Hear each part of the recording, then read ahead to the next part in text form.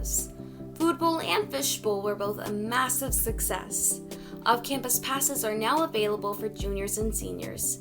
School Picture Day is today, and the weather looks to be fairly dry and relatively warm. All this and more coming up here on Peninsula News.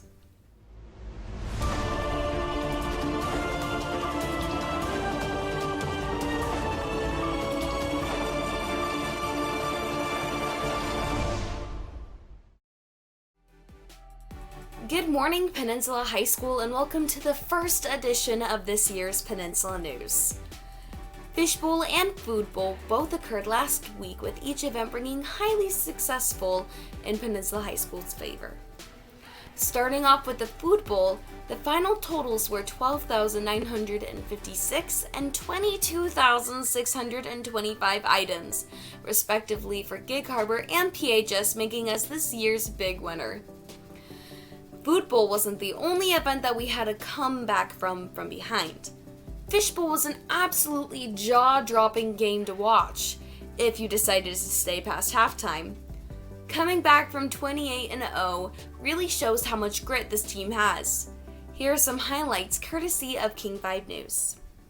Paul, the Fish Bowl featuring Peninsula and Gig Harbor had it all. Big plays on offense and defense, a big comeback, a big crowd. It was an overtime thriller, and already some football fans in this area are calling it maybe the greatest Fish Bowl of all time. The Peninsula and Gig Harbor fans were once again packing the house, and while the Tides were taking the field, I was showing the Gig Harbor dance team some of my old school moves. Oh, that's called the robot, Paul Sylvie. Colin Montgomery also has some moves. He makes the catch, takes a hit, and scores 7-0 Gig Harbor.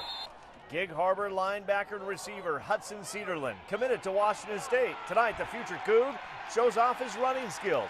He's in for 6. The Tides brought their hard hats to the game tonight, 21-0. The Cougs recruited Cedarland as a linebacker, but he's also a pretty good receiver. Will Landrum to Cedarland. He's gone 78 yards for a touchdown, 28-0 Gig Harbor at the half. Second half, and the momentum shifts to Peninsula. Seahawks senior running back Ethan Hogan scores. It's now 28-14. Gig Harbor in scoring position, but Ethan Fias makes maybe the play of the night for Peninsula. Picks it off, gone. 86 yards for the pick six. It's now 28-21. With 5:59 to go, the lights went off, but the party continued in the stands. Lights back on, and so too was Hogan. He scores again, and we are headed to overtime. In the OT, guess who? Yep, it is Hogan with his third touchdown, and then the defense stops the Tides. Peninsula wins the thriller, 35-28. We worked as a team. We played 11 as one. We ran it down the field. We shoved it right down their throat. How good does this feel?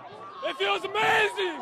What a comeback for the Seahawks. Make that 6 straight Fish Bowl victories for Peninsula. They also now lead the overall series 22-21. From Roy Anderson Field, I'm Chris Egan, King 5 Sports. What a game that was. Juniors and seniors, remember that off-campus passes are available in the main office right now.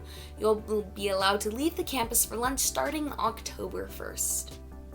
School pictures are going out today from your English class. Make sure to bring your best smiles. We would like to encourage everyone to fill out the free and reduced lunch form along with the consent to share form.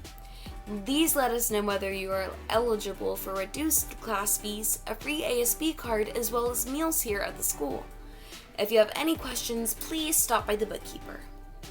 As I am sure you are all aware, this year looks a lot different than years past. If you or another family member have any questions regarding our school safety and COVID protocols, a link will be provided in the description for the PHS 2021-22 Site Safety Plan document. Thanks again to all Seahawks for your cooperation in this school year. And that wraps up our broadcast for today. My name is Rianne Dooley. I've been joined by our broadcast director, David Takehara.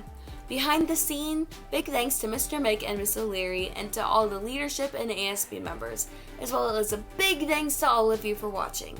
Follow us on Instagram at Peninsula News PHS, drop a like and subscribe, and we'll see you next week here on Peninsula News.